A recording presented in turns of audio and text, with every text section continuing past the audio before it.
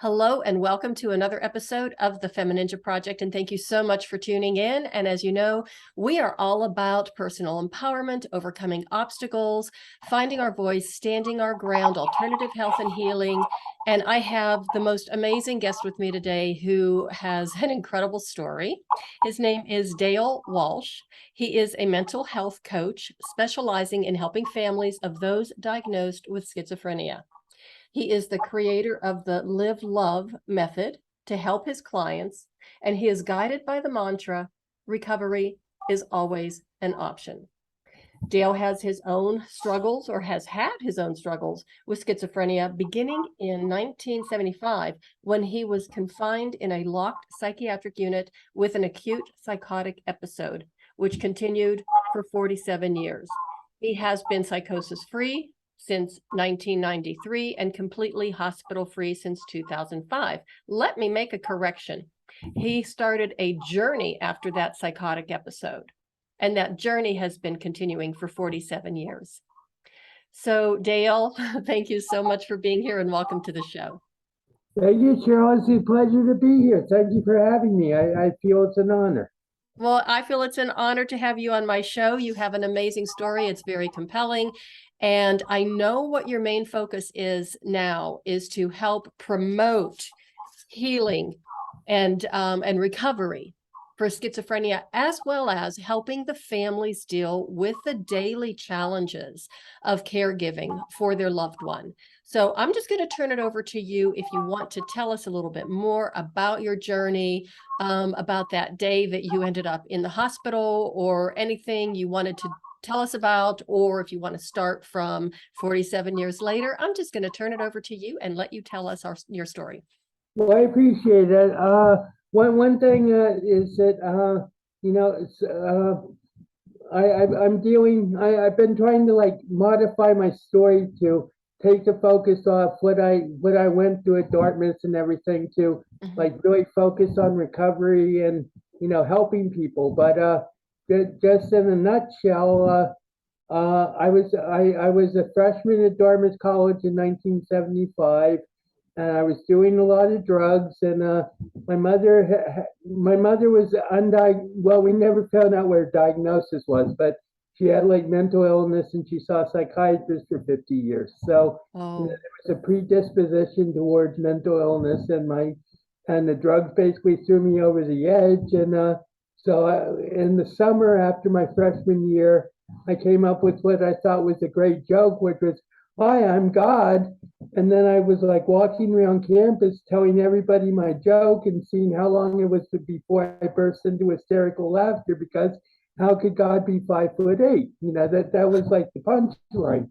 So after about 2 days of this, the campus cops came in, and they said, "Are you Dale?" And I was in my friend's room.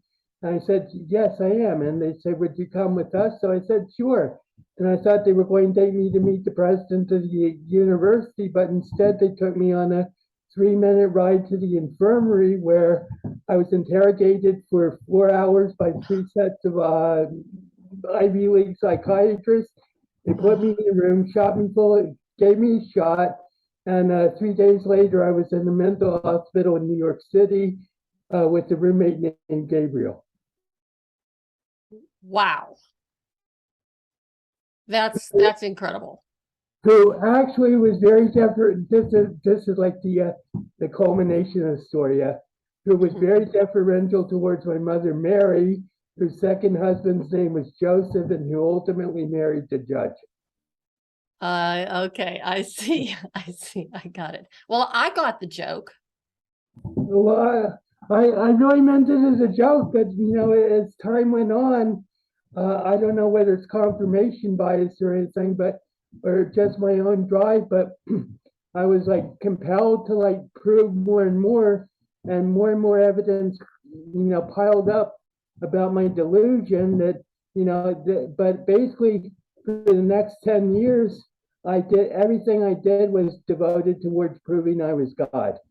And wow. then I had life-changing experience where I saw the world incinerated in a thermonuclear holocaust, and basically that's what I called the death of Dale. that was like the first phase of my life up to the age of 30, and I became my alter ego Dewey. I don't want to go into this too much, but I became another personality who I was for 31 years until Dale came back without the delusions and healthy as a horse in 2015. Well, I am so happy to hear that. But I just wanted to ask, during this time, when you're going through like that delusion and you became Dewey or Dew, were you terrified? I mean, did you feel like something wasn't right, or did this feel like such a natural segue for you? Well, the vision of the thermonuclear annihilation of the Earth was obviously traumatic, but I wasn't scared. I was in mourning for Dale because Oh, I feel that the whole Dale personality gestalt that I had been familiar with for 30 years was totally incinerated in that vision. So basically, Dale thought he was God, and Dewey thought he was an android, and was a super android. So Dewey his program was sit in Hackensack till Dale comes back, and it took 31 years, but Dale finally came back. mhm. When Dale came back, I mean, what was your experience with that? Were you happy? Were you surprised to see him? Were you just, goodbye, Dewey, I'm so glad I got Dale back? What was that like? It was a state of pure relief because I had lost Dale, and I have basically 5 personalities, so Mhm. or I used to, but Dewey was like the only personality that my other 4 personalities could agree on, but Dale was like the most beloved, of all my friends and everything. So Mhm. it was like with great relief and sort of just like relief and satisfaction that Dale wasn't dead, because there was no guarantee that Dale was ever going to come back. Wow. Now, during this time, I mean, what was your relationship like with your family, or did you have family support? My parents did everything they could. I mean, even though they said they admitted that they made some mistakes. I mean, putting me in the hospital immediately after Dartmouth. I got a ride from 2 fraternity guys. They took me to my parents' apartment, and the next day I went to the. I went. I didn't know it was a mental hospital, but I went to the hospital. Met my doctor, and he said, sign these papers, which were voluntary commitment. And I didn't know that, but I looked at my mother and she said, sign it. Oh, So I signed it, and my parents got up, they went left, I went left to follow them. And Dr. Cohen says, no, Dale, you come with me. And so we went up to a locked unit for 13 weeks. oh my goodness. That just sounds, I, It wasn't dramatic because one thing I learned with all the drug use that I've done, go with the flow. And basically I was just going with the flow of, okay, I'm going to say on God and let's see where this goes. And so I mean, there were obviously tough times in the first mental hospital, but then I went to a program, and I came to a program in Hackensack, intensive therapy, three sessions a week, mhm. 2 group sessions of an hour and a half a week. I was in that it was a residential program. I was in that for 5.5 years. And then I got my own apartment, which you see right here. I've been in the same apartment for 41 years, but Nice. I went back to college at Fairleigh Dickinson University, graduated, and then after I graduated, I went on disability, but I also had a tutoring business helping people write papers. Wow. So you really turned it around. I think, like I say, I was just going with the flow the whole time. I still am. I love that, going with It the was a flow. natural progression, and people say, your story is so inspiring and everything. I understand where they're coming from, but I also say, well, I just did what I had to survive and avoid like permanent hospitalization, because I was hospital. One thing I say proudly is I was hospitalized 15 times and I was discharged 15 times. And I meant there was like a long time from like 75 to 93, especially when my last hospitalization, when I could have been put away for good. Oh, wow. Well, I have to congratulate you. You've done a great job. And in recovery, as I said, I think I told you this earlier before we started recording, that I didn't realize that recovery was possible for schizophrenia. And I think that that's kind of been the air quotes, the norm, is that, just have to manage it. You can't recover from it. So could you address that a little bit more for us? Well, you're exactly right, Cheryl, because my first doctor, Dr. Cohane, I called him Cocaine Cohane, but one day I said to him, why am I in here? There's nothing wrong with me. And he said, well, if you broke your leg, Dale, you come into the hospital. I said, yes. And he said, you broke your brain.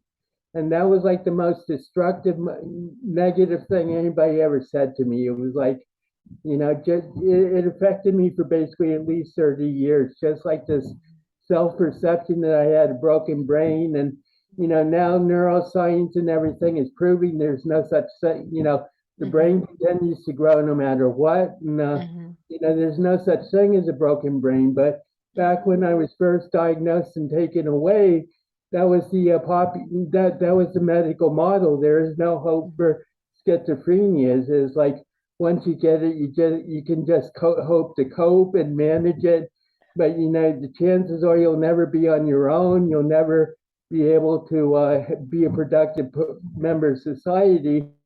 And that's what my mission has been, is to prove that concept invalid. Well, good for you. And I'm so glad that you're doing it. And, I have to share this story that, I'm a physical therapist, and that's my second career. So I went to PT school. I graduated in 1996.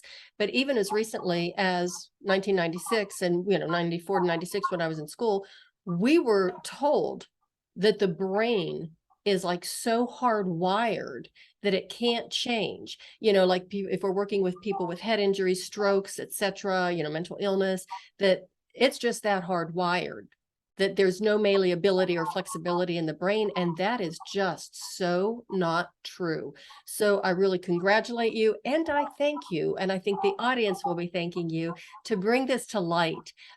Because if you are diagnosed with something like a mental illness, it doesn't mean that your brain is broken. It just means maybe that it needs to, get back on track. Well, that's what I was. I hope the phone's not bothering, but that's what I was considering before I came on, is talking about just how the perception of schizophrenia is like so wrong. And I mean, I've defined schizophrenia as living in a reality that was not conceived on Earth. And I've also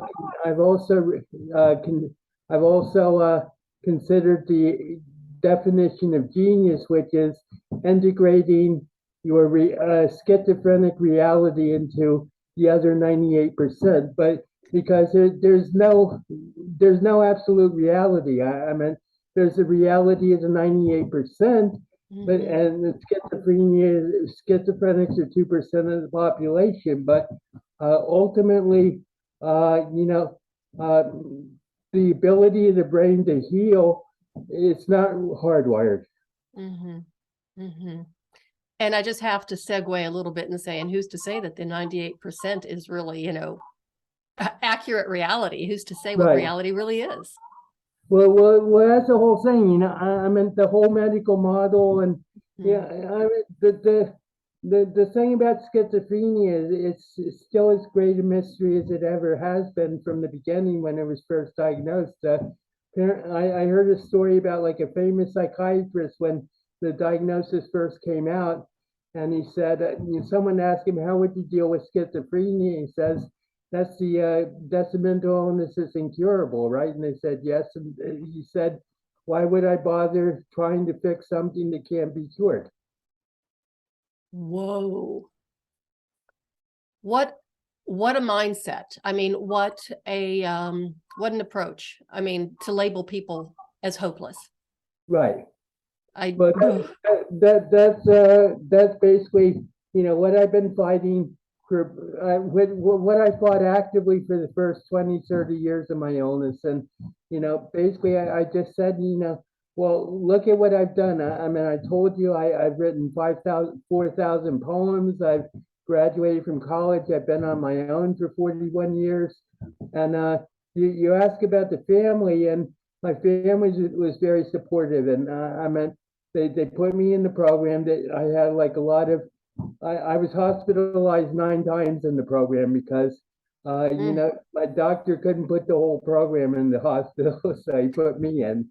But so, you know, but I got like the best care possible, even though, you know, it might not have been the most helpful care. But you know, I was given the opportunity to really like take this as the illness by the horns, and like wrestle it to the ground, instead of just being you know, put on the horns of the bull.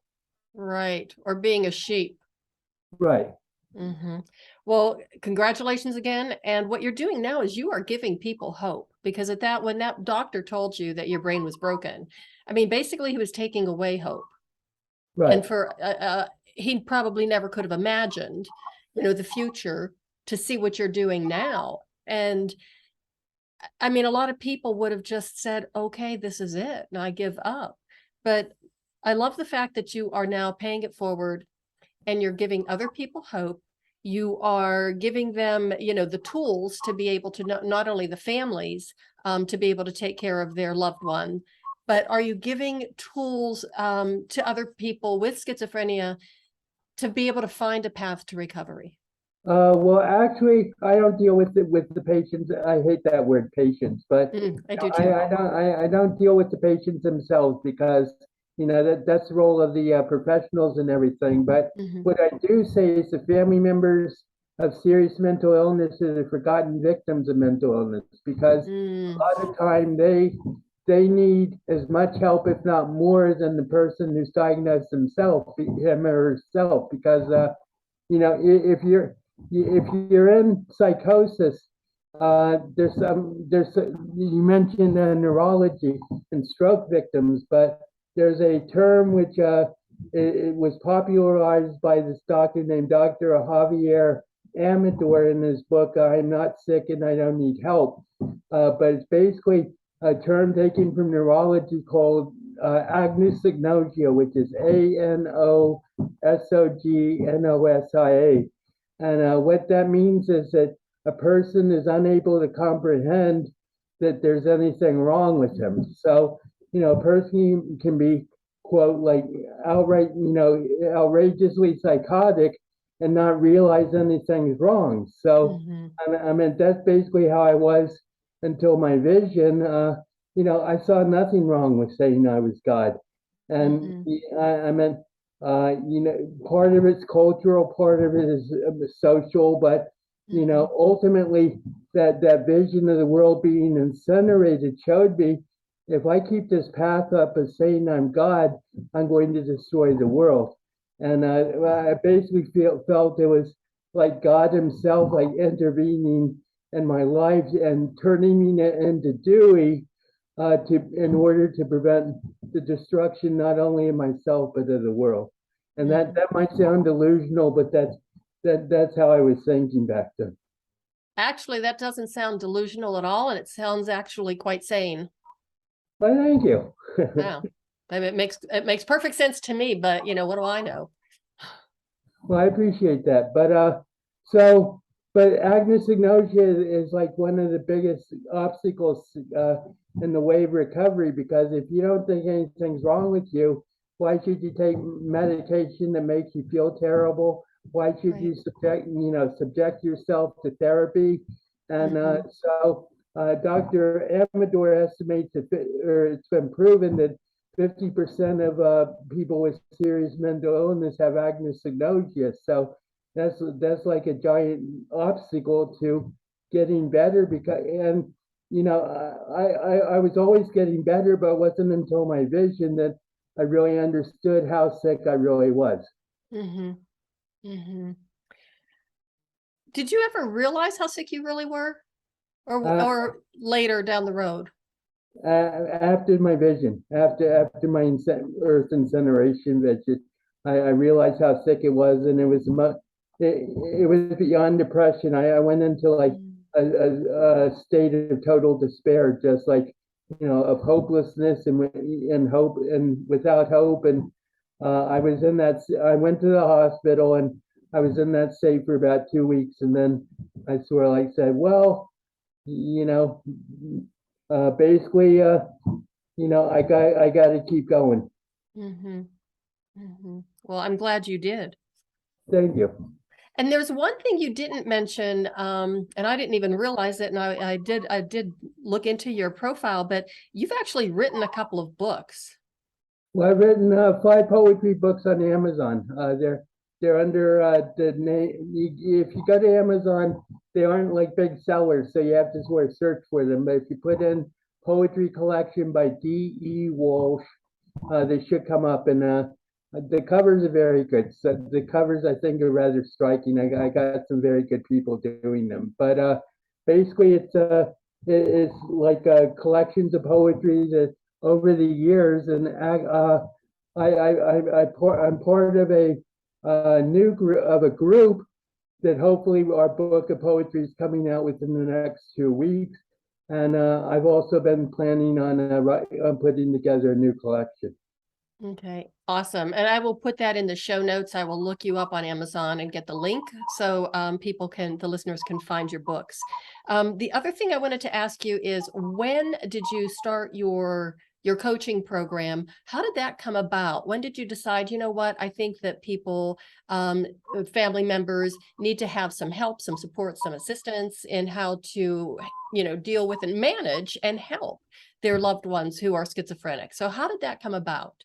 Well, it was an evolution, but basically, I I I started thinking about my own journey and everything, and I realized how much hell I put my own family through. Yeah, I mean, they never like held it against me or like held me responsible, but I just realized how much hell I put my family through, and it just like I just had like basically a revelation of, you know, instead of like just doing nothing, which I was doing, and just like going day to day, I really should like use my experience to help the families because they're in need and they have no one to turn to. So Mhm.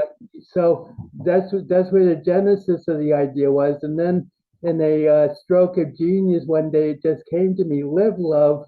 And live love stands it's an acronym which stands for learn, integrate, validate, and explore, and then listen, observe, value, and express.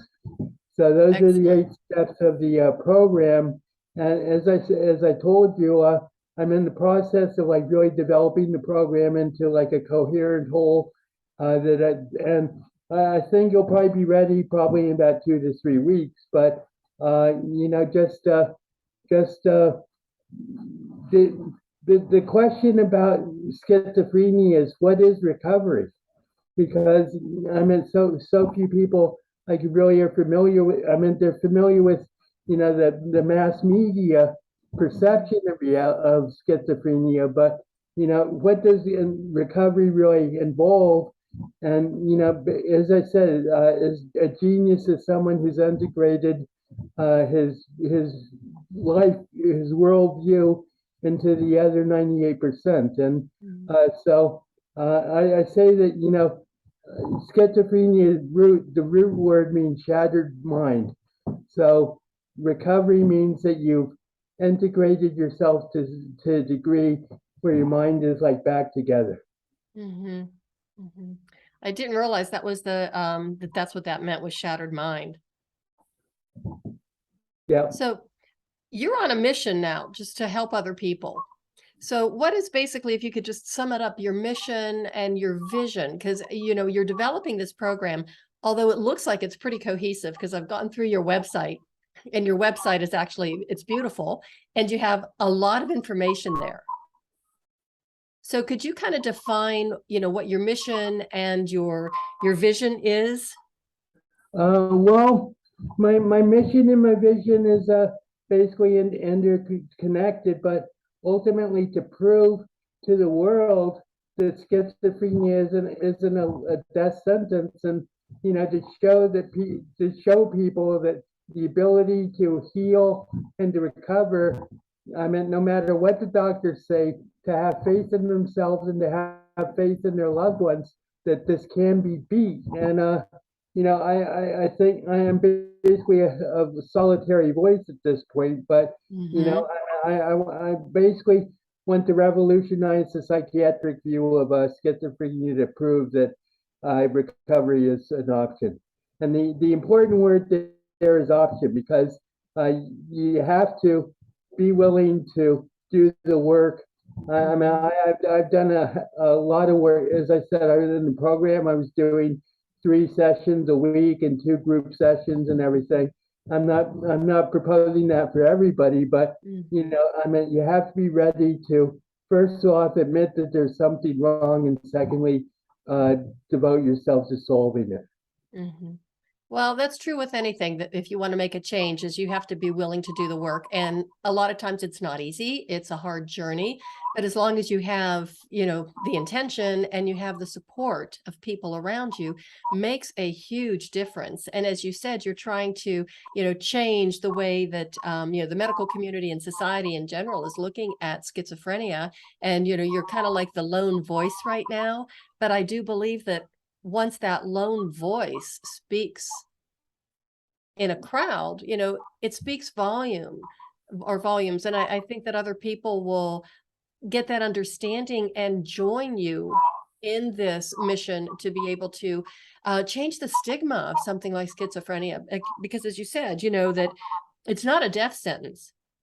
And the other thing is, I always felt, anytime I heard that word schizophrenia, like an element of fear around the individual, like, oh, don't go near this person because they're schizophrenic. And it's just a terrible stigma to have to live with. So I think it's really important that you're, taking the stigma away and just shining the light on what the truth about schizophrenia. But I have 2 things to say about that. First off, the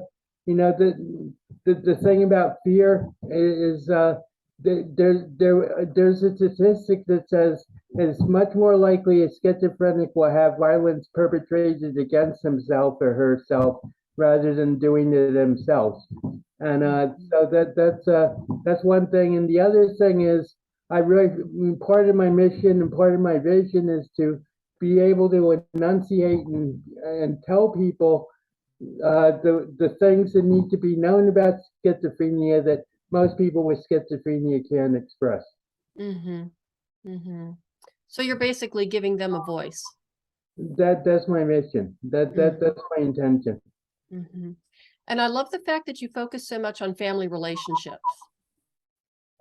Well, I mean, without strong family support and, not only support, but also belief in the possibility of recovery, then, it's going to be a downward spiral to greater psychosis and greater illness. So, I feel the role of the family, has been ignored by most medical professionals. And, there's HIPAA, where a schizophrenic can refuse to give information to their families about what's going on. And I mean, the laws are very well intentioned, but it can be very difficult, because I've encountered a lot of families who say, I can't find out anything. They can't even talk to the doctor. They can't talk to social workers and everything.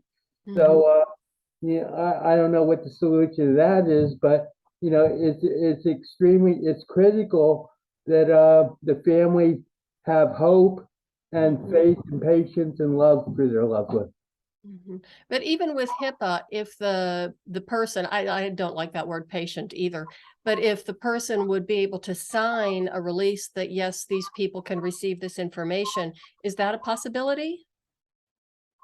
Well, actually, it's the other way around, because you know, Oh, the person with the diagnosis has to specify that they can't share the information, okay. but a lot of them do.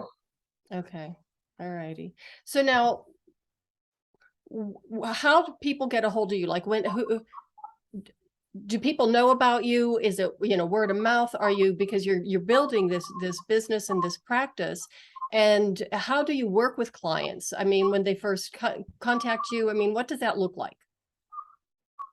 Well, that's what I'm building right now, is like a way to like a 9-step program that everybody, that's like uniform and I can take everybody through. Hmm. It's not complete yet, but ultimately the goal is to have like a concrete program, and that where I can like help people deal with their daily challenges, but also to enlighten them further about the illness, so they just aren't so overwhelmed. So Hmm. uh, basically, I'm working out the steps now, Hmm. and hopefully, I figure in like 2 weeks I'll be ready to take it public to launch it. But as for how to get in touch with me, uh, my website is www.dew, which is my initials, livelove.net. And Hmm. that's it. Do live love is all one word. So, and I think I have to revise my website because I'm not sure people can contact me through it. So I also have a email, which is Dale Walsh 55 at yahoo.com. Hmm. And if people are interested in following me, I also have under the umbrella of a English of a organization founded in England. I have a weekly TV show on YouTube, Tuesday at 3 o'clock every week, and that's Hmm. called Straight, Sane, and Sober with Dale Walsh. And if you want to like check that out, then you can go to YouTube and just put in the search bar Straight, Sane, and Sober. I love that. Straight, sane, and sober. Okay. What were the two things I wanted to ask you about? Oh, so on your website, though, I did notice that you have several steps, like bullet points listed of some of the I don't want to say services you offer, but some of um, the topics like that you address to help families. So it seems like you already have it pretty well mapped out. And the other thing, what was the other thing I wanted to ask you? Oh, yes. So now I know where Dewey came from, because that's your initials, like Well, D. actually, I say to do. I say, "Hi, I'm God" was my first 7-year joke, and then I came up with what I came with a second 7-year joke, which goes like this. There's background to the joke. It says, I'm a Disney chipmunk because of Chip and Dale, but did you know I'm a Disney duck too? Well, my father's initials were Lou, Lew. My initials are DW. My best friend's name is Hugh, and Hugh's father's name was Donald. So you get Huey, Dewey, Louie, and Donald. So that's the background to the joke. Now, do you want to hear the joke, Cheryl? Oh, I would love to hear the joke, and I'm sure the audience would too. So go for it. What do you get when you cross the Disney chipmunks with the Disney ducks? I don't know. Me. Jeez. Okay, so that was something else I wanted to bring up too, because I actually wrote it down in my notes as we've been talking today, was your sense of humor. Have you always had such an incredible sense of humor? Well, I think my sense of humor is what saved me in the darkest days, in the Mhm. darkest moments. And I feel very blessed by God to have the sense of humor that I do, and just yeah, that's a very necessary component in recovery. I feel is to get the perspective where you can have a sense of humor about the illness. Mhm. And you have to be able to laugh at yourself no matter Right, what. and also laugh at the other people who are telling you you're hopeless. That might be a little bit harder to do, but yeah, I would imagine that that helps a lot as well.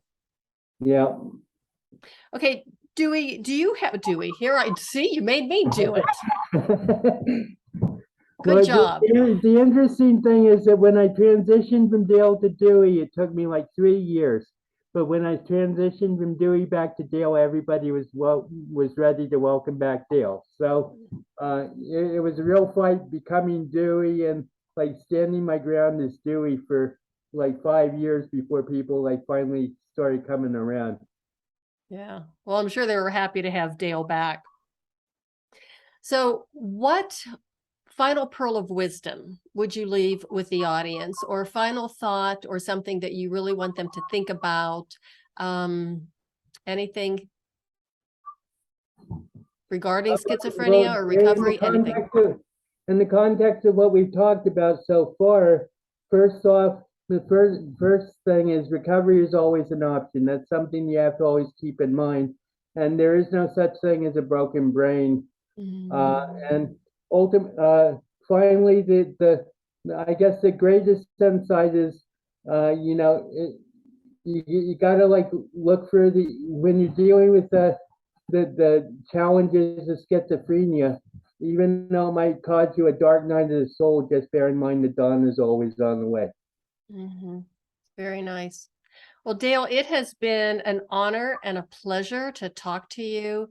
And, I'm hoping that, well, I know that the audience will really take this information and help promote it and just share it with other people. So if they do know of anyone who is suffering with schizophrenia, or a family who is struggling with one of their family members or a loved one, that they can just share that message of hope and contact you. One of the first podcasts I ever did, maybe even the first one, the person, it was this lady named Christine. I can't remember her last name, but anyway, she said, I see you having a reference and word of mouth business rather than like going out and trying to recruit people, and that's been one of my big problems with Live Love is I just can't like seem to connect with my avatar, and I mean, because there's so much shame and guilt involved with having a loved one who's schizophrenic, who has schizophrenia, that there's like a great reluctance, I think, on a lot of people to like come forward and contact me. On the other hand, as long as you keep speaking out, and as long as you keep getting on different shows, podcasts, and sharing the information, I really believe that that's going to change. They might kind of contact you, in the dark of night, so nobody knows that. Yeah, but there is no shame. I mean, it's an illness like everything else. And once we can deal with it and take away the stigma and just address it and know and understand that there are ways to recover. I mean, to me, that gives hope in any kind of disease or illness or struggle that anybody has. Well, I'll close with one last point, which is, there's when people have a physical illness, people are sympathetic, but when there's a mental illness, people are scared and fearful, and that has to change because ultimately everything is physical, and this is where being debunked a little bit, but basically. Schizophrenia is a brain disease where your mind is like firing too much and getting too much dopamine. So what I say is, they say what's it like when you go psychotic, and I say, well, I stop my medication and the regulation of my dopamine stops, and then after a few days, your neurotransmitters just keep firing. So the analogy I use is like you're taking a hit of acid without tolerance, without like building a tolerance every 4 hours. Well, thank you for putting that in those scientific terms so people understand what is actually happening in the brain function to cause this. And it's nothing to, you don't fear the person. And as you said, even before, that it's not the schizophrenic who's going to be more likely to cause harm or hurt somebody. It's actually the other way around. And that's just got to stop. So I think the more awareness, the more you explain to people what it's like. And, I love talking to you because not only you've got a great sense of humor, but I do love that message of hope that you're sharing. So keep it up. Keep it up. You're doing a great job. Well, thank you very much for the opportunity to spread the message on your show, and I look forward to maybe coming back and having a further discussion once my program gets ready. And also, I'm writing a book about what happened at Dartmouth, and I'm in the process of. And my editor says, you got to write the second half of the book. So I've been having resistance, but that's what I'm doing with that now. But hopefully the book will be finished within like 4 months, and maybe I can come back when the book is published. I would love that. You know how to find me. Yeah. So when it does get published, I was wondering if you were ever going to write a book about that. So you just hadn't told me that earlier, but I think that's great. That's a wonderful idea. And I can't wait to see it and to read it. So you have to contact me and I will have you back on the show so you can share it with the audience. Great. Well, thanks very much again for having me. I really appreciate it. It's been a lovely session. Oh, well, thank you for being here, Dale. You're just so much fun to talk to. And I'm, again, so impressed, and congratulations with all the work you've done with yourself and how much you're helping other people. And I think your business, your coaching business is really going to be very, not only successful, but so rewarding for you. And helping other people is really a gift. Thank you. And everybody, thank you so much for listening. As always, I really appreciate it. And please do check out Dale's website. He has a lot of wonderful information on it. You can learn a little bit more about his story, go a little bit deeper. Check out his books, his poetry books, and we're certainly going to be keeping an eye open for that book. It's, I guess, like a memoir, which will be coming out soon. It's called Escape from the Ivy League, How Becoming God Changed My Life.